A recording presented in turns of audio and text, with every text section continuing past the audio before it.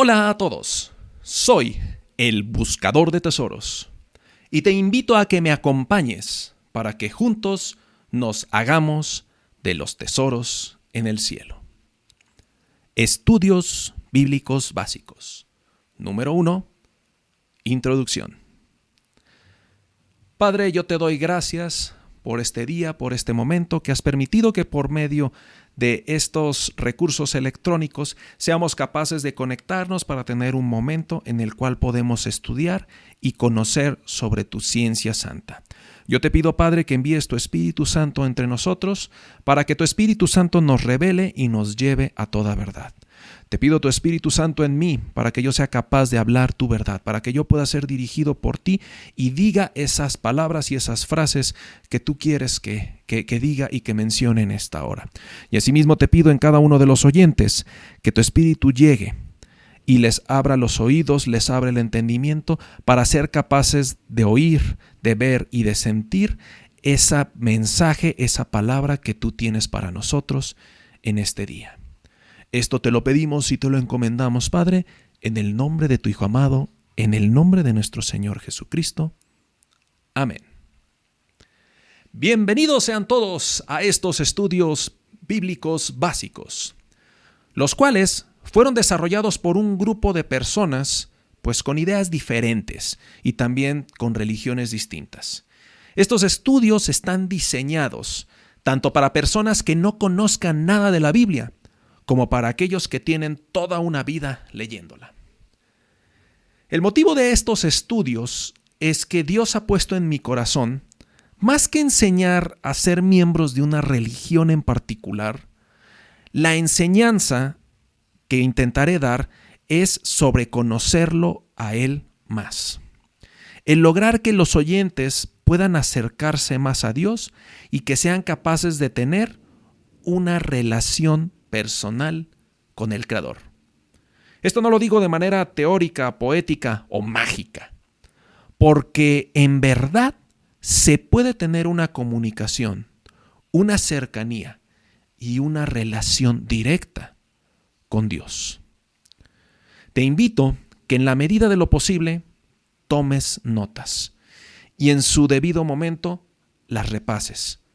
Claro, si vas manejando, pues no va a ser posible, por ahí sí, no vaya a ser que vaya a haber un accidente, pues no, con escuchar es más que suficiente. Todos estos estudios están conformados por un sistema de preguntas. Hacemos una pregunta y buscamos la respuesta en la palabra de Dios, y así sucesivamente hasta el final del estudio. También hay algo que me gusta aclarar. Mira, más que invitarte a que cambies de religión o que seas parte de mi grupo religioso, siento que Dios quiere que llevemos las cosas un poquito más allá. Y vamos a empezar con las lecturas bíblicas. El profeta Isaías, capítulo 29, versículo 13, nos dice, pues el Señor, porque este pueblo se acerca a mí con su boca y con sus labios me honra, pero su corazón está lejos de mí. Y su temor de mí no es más que un mandamiento de hombres que les ha sido enseñado. Tenemos el ejemplo del pueblo judío, los cuales vivían bajo rigurosas normas de su religión. Pero aún llevando a cabo estas firmes indicaciones en su vida, vemos en la palabra que sus corazones en realidad estaban lejos de su Creador. Y el Padre Celestial me ha enseñado que para Él, el grupo religioso al que pertenezcas o el título con el que te identifiques realmente no importa. Ya que seas cristiano, evangélico, católico romano, luz del mundo, pentecostal, bautista, etcétera, etcétera. Él lo que en realidad ve es el corazón. Él no ve únicamente la imagen exterior que todos ponemos. Él ve la verdad que hay en ti, lo que tenemos dentro de nosotros. Nos vamos a la primera carta de Samuel, capítulo 16, versículo 7. Y Jehová respondió a Samuel, no mires a su parecer, ni a lo grande de su estatura, porque yo lo desecho. porque Jehová no mira lo que mira el hombre, pues el hombre mira lo que está delante de sus ojos, pero Jehová mira el corazón. Y nos vamos a ir a la primera pregunta y única pregunta de este estudio, que dice: ¿por qué debemos leer y estudiar el contenido que viene en la Biblia? Entonces, mira, para responder esta pregunta, vamos a dar una vista general de lo que es el contenido de las Escrituras, para que así nos vayamos acercando a la respuesta que tengo para ti. Nos vamos a ir al primer libro de la Biblia, libro de Génesis, capítulo 2, versículo del 4 al 7. Estos son los orígenes de los cielos y de la tierra, cuando fueron creados, el día que Jehová Dios hizo la tierra y los cielos. Y toda planta del campo antes de que fuese en la tierra, y toda hierba del campo antes que naciese, porque Jehová Dios aún no había hecho llover sobre la tierra, ni había hombre para que la labrase, sino que subía de la tierra un vapor, el cual regaba toda la faz de la tierra. Entonces Jehová Dios formó al hombre del polvo de la tierra, y sopló en su nariz aliento de vida, y fue el hombre un ser viviente. La Biblia nos relata el origen del mundo, y te darás cuenta que dependiendo de la versión de la Biblia que leas, en algunas dice Jehová, en otras dice Yahvé, y en otras simplemente dice Dios o el Señor.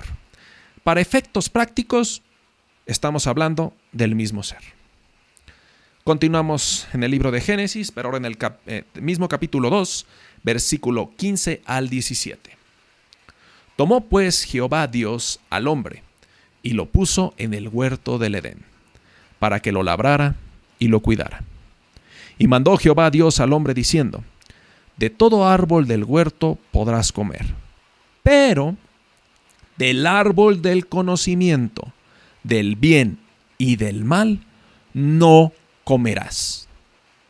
Porque el día que de él comas, ciertamente morirás. Nuestro Creador es un Dios de orden y de libertad. Él pone orden a todas las cosas y también nos da la libertad de elegir. Que este es un punto importantísimo en todo lo que es la Biblia, la historia y la vida misma. Y Dios siempre nos habla de las consecuencias de nuestras decisiones. Aquí fue muy claro: porque el día que de él comas, ciertamente morirás. La consecuencia está muy clara. Nos vamos ahora al capítulo 3, también del libro de Génesis, pero en el versículo 23 y 24. Y lo sacó Jehová del huerto del Edén, para que labrara la tierra de la que fue tomado. Echó pues fuera al hombre, y puso querubines al oriente del huerto del Edén, y una espada encendida que se revolvía por todos lados para guardar el camino del árbol de la vida. Entonces, el primer concepto que tenemos que tener muy claro es el del pecado. ¿El pecado qué es? Es desobediencia a Dios. Miren, Dios creó al ser humano eterno, sin sufrimiento, sin muerte.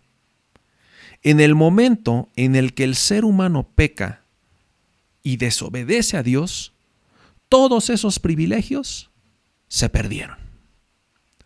Vámonos ahora a la carta a los Romanos, en el capítulo 3, versículo 23, que dice: por cuanto todos pecaron y están destituidos de la gloria de Dios. En el momento en que Adán y Eva, los primeros seres humanos, pecan, todos sus descendientes heredamos esa maldición en nuestro ser. Es como un gen que ya viene en nuestro código genético. Es algo que traemos con nosotros desde el momento en que nacemos. Entonces, la Biblia se desarrolla en torno a la línea de descendientes de Adán, el cual pues tuvo muchos hijos e hijas pues que poblaron la tierra, y que gracias a la enfermedad del pecado, esos descendientes de Adán cada vez se alejaban más de Dios. Pero a lo largo de la historia, dentro de esos descendientes que tuvo Adán, Dios encontró a hombres con un corazón distinto. Y vamos a analizar el caso de Abraham. Mismo libro de Génesis, pero ahora nos vamos a ir hasta el capítulo 12, versículo 1 al 3. Pero Jehová había dicho a Abraham: vete de tu tierra y de tu parentela y de la casa de tu padre a la tierra que yo te mostraré, y haré de ti una nación grande, y te bendeciré y engrandeceré tu nombre, y serás bendición. Bendeciré a los que te bendigan, y a los que te maldigan, maldeciré. Y serán benditas en ti todas las familias de la tierra. Continuamos con otro versículo, Génesis, pero ahora vamos a irnos al capítulo 15, versículo 3 al 6. Dijo también Abraham: ¿cómo no me has dado prole? Mi heredero será un esclavo nacido en mi casa. Luego vino a él la palabra de Jehová diciendo: no te heredará éste, sino que un hijo tuyo será el que te herede. Entonces lo llevó fuera y le dijo: mira ahora los cielos y cuenta las estrellas, si es que las puedes contar. Y añadió: así será tu descendencia.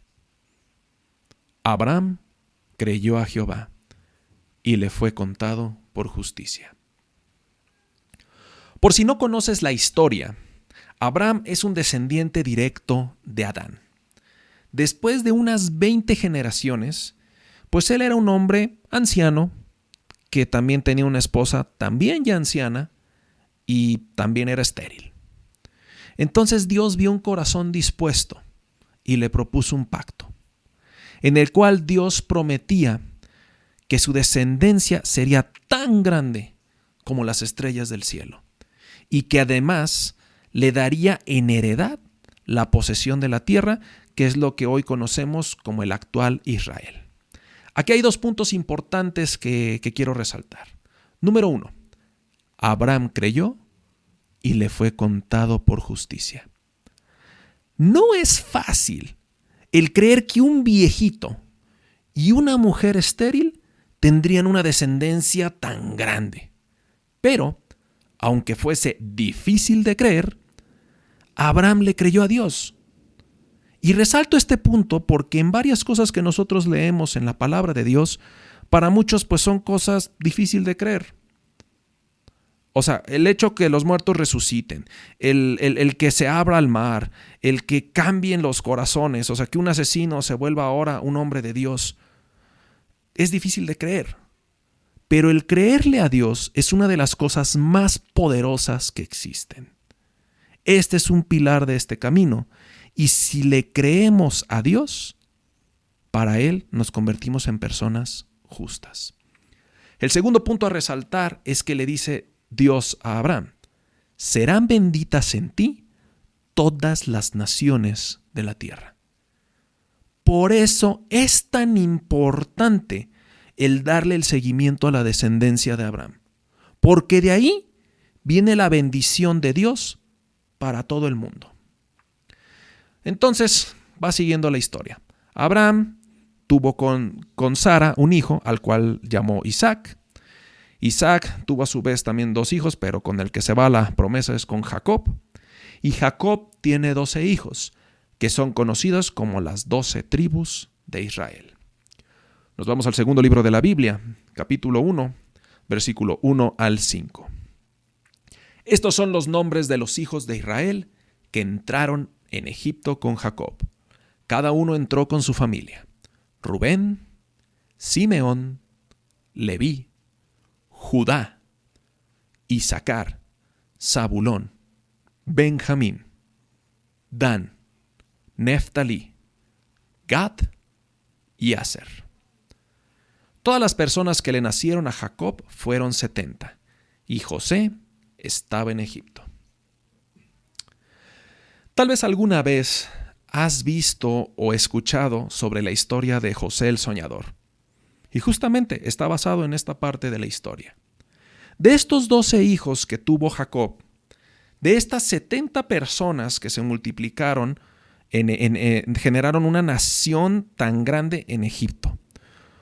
Pero durante más de 400 años los egipcios los tuvieron como esclavos, hasta que Dios les envía un liberador. Otra vez vamos con las historias famosas. Tal vez alguna vez escuchaste de la película de los 10 mandamientos, la historia de Moisés, ¿no? El cual con plagas y maravillas liberó al pueblo de Dios de la esclavitud y opresión en Egipto.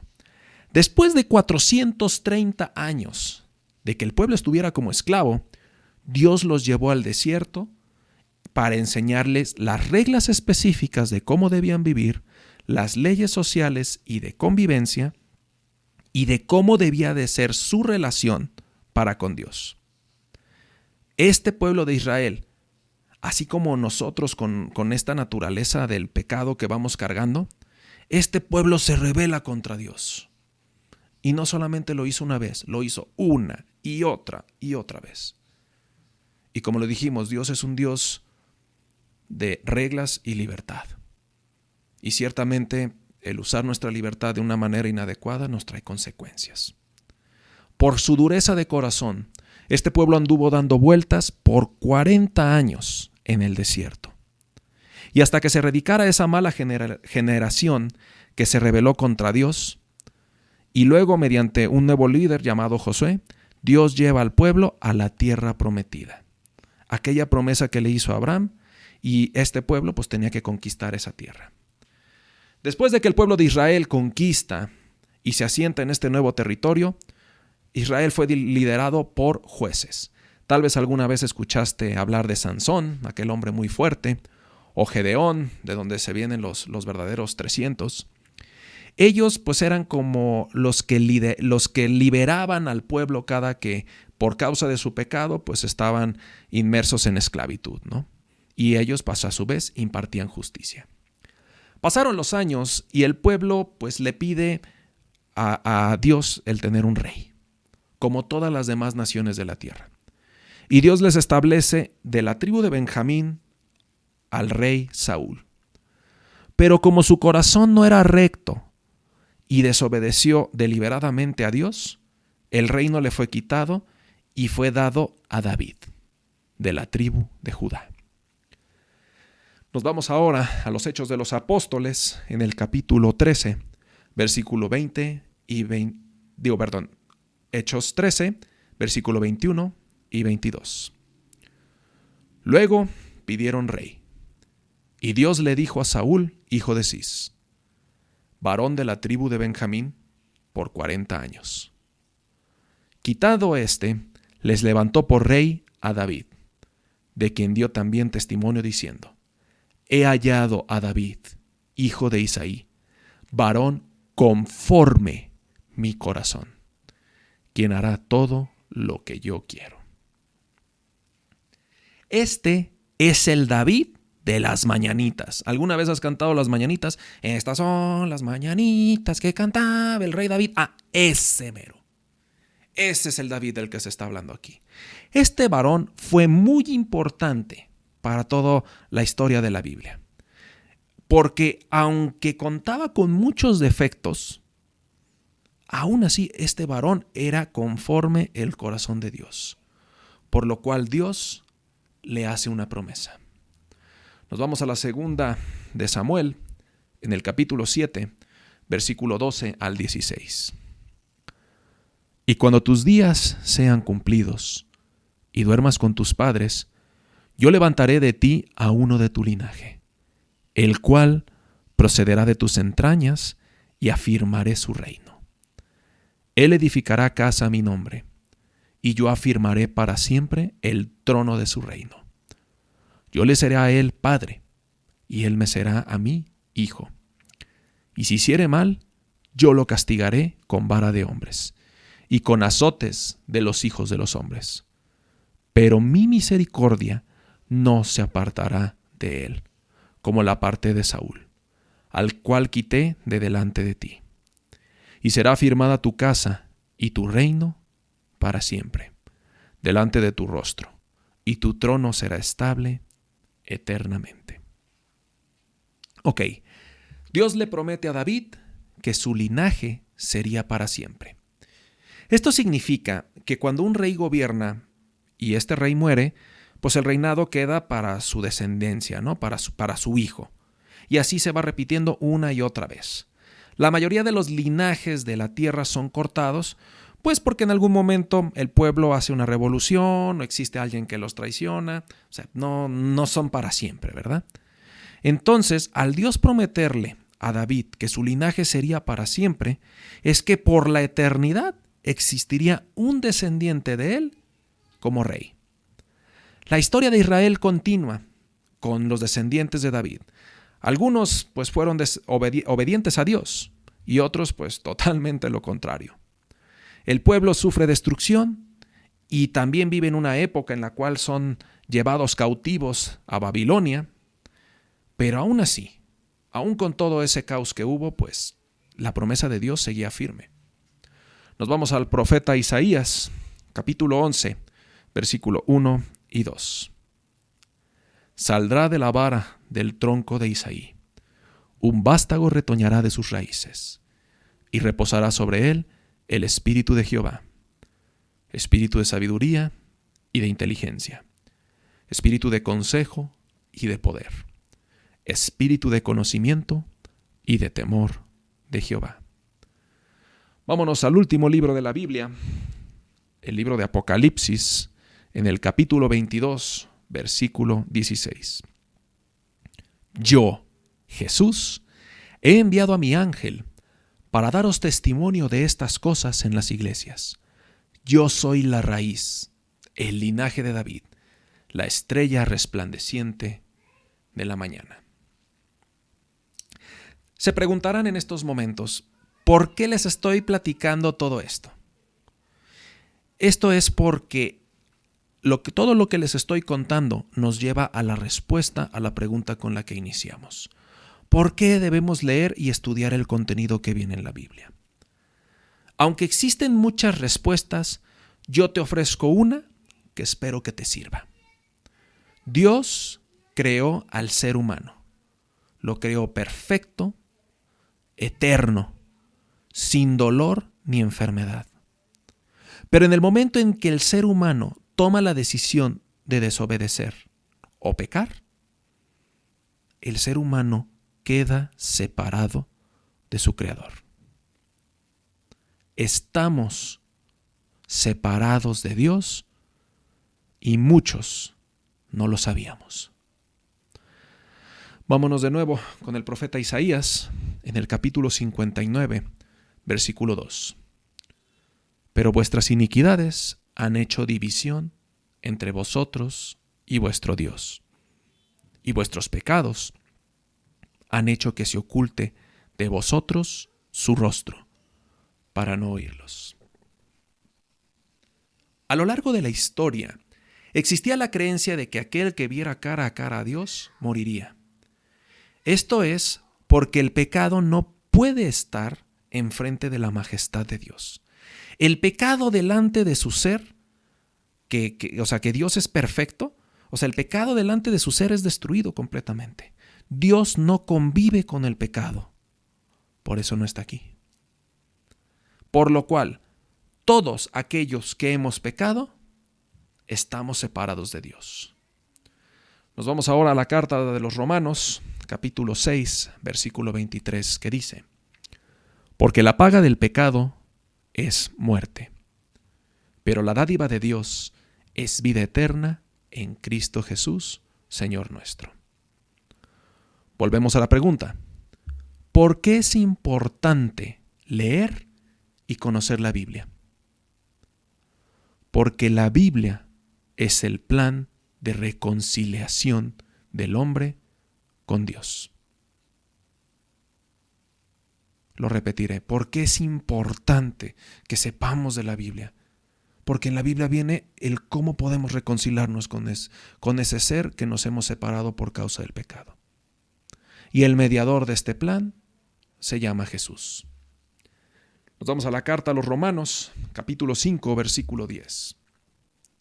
Porque si siendo enemigos fuimos reconciliados con Dios por la muerte de su Hijo, mucho más, estando reconciliados, seremos salvos por su vida. Ahora nos vamos a ir a la segunda carta de los Corintios, capítulo 5, versículo de 18 al 20. Y todo esto proviene de Dios, quien nos reconcilió consigo mismo por Cristo, y nos dio el ministerio de la reconciliación. Que Dios estaba en Cristo reconciliando consigo al mundo, no tomándoles en cuenta a los hombres sus pecados, y nos encargó a nosotros la palabra de reconciliación.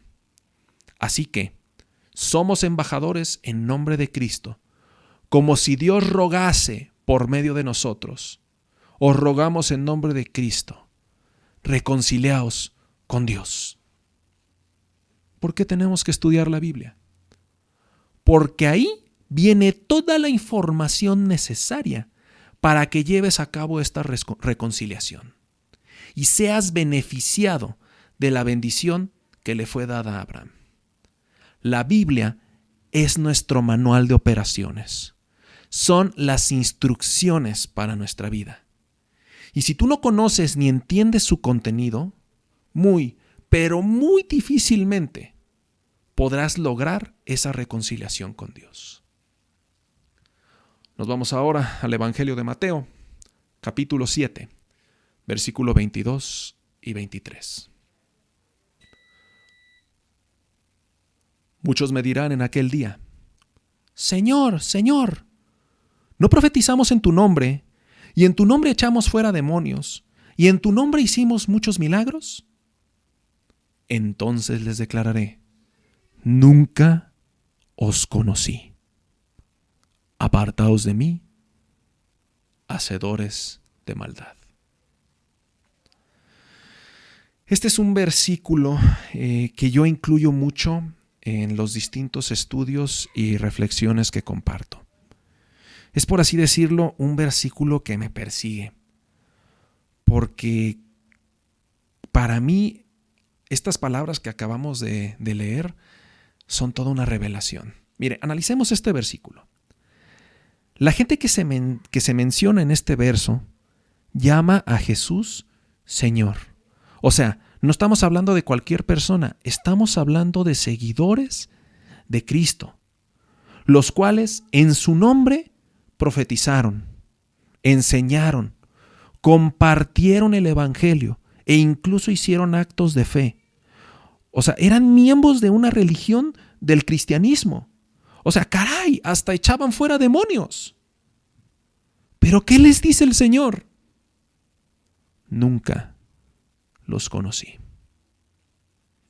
Esto me ha impactado a mí muchísimo, porque no se trata solamente de tener una religión.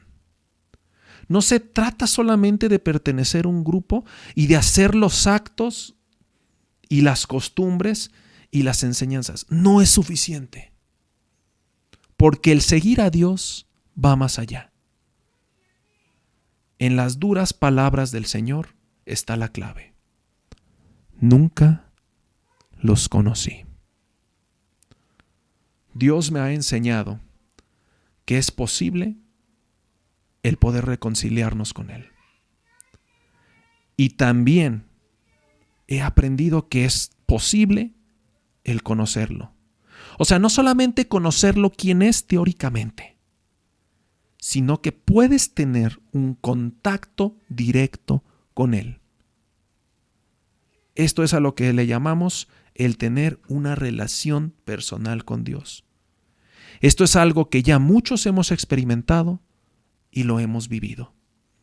Por eso, estas enseñanzas que te comparto no son para que te vuelvas parte de mi religión, porque lo que el Padre me ha mandado a hacer es que enseñe y comparta cómo tener una relación personal con Él, el conocerlo a Él. El tener una relación personal con alguien es un acto de comunicarse, de conocerse uno al otro, el convivir. Y muchos pueden pensar que lograr esto con Dios es imposible. ¿Cómo el creador del universo, el Dios de todas las cosas, va a tener una relación personal conmigo? Y te lo digo de una vez. Esto no es algo imaginario ni sugestivo.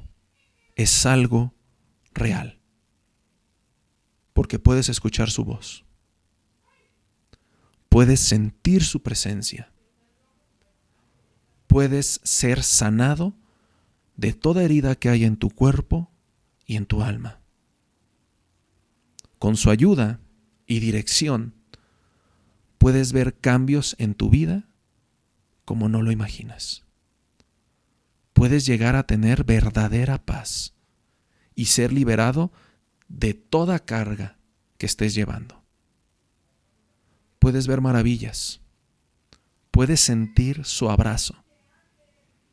Y también puedes llegar a sentir el inmenso amor que tiene Él por ti. Yo te invito a que lo creas, porque es verdad. Vamos a cerrar con una oración. Gracias te damos, Padre, por este día, por este momento. Sea en el lugar que esté cualquier persona que esté escuchando este audio, yo te pido, Padre, que las palabras que he hablado penetren hasta lo más profundo de su corazón. Yo te pido, Padre, que con el poder de tu Espíritu, tú reveles lo que yo no puedo revelar con mi voz. Que abras los ojos, que toda dureza de corazón, Padre, en tu nombre sea liberada. Y que las personas sean capaces de ver lo que tú quieres mostrarles. Que las personas sean capaces de entender aquello que tú has hablado en este día. Gracias te doy por este mensaje. Gracias te doy, Padre, por la vida de cada una de las personas que está escuchando este mensaje.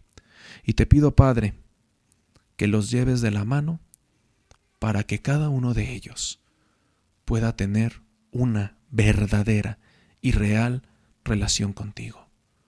No una relación inventada, no una relación que nada más parte de nuestra imaginación, sino que todos podamos ser capaces de escuchar tu voz, de sentirte, de ser dirigidos contigo, para que en aquel día no seamos como esos que dicen, Señor, Señor, pero hicimos tal cosa y tal otra cosa. No seamos como esos que digas, no los conocí, sino que digas, yo te conozco, porque tuviste una relación personal conmigo. Porque hubo una relación de amor, de interés y única. Yo te pido que eso sea una realidad para todas las personas que están escuchando esto. Esto te lo pido y te lo encomiendo, Padre, en el nombre de tu Hijo amado, de nuestro Señor Jesucristo. Amén.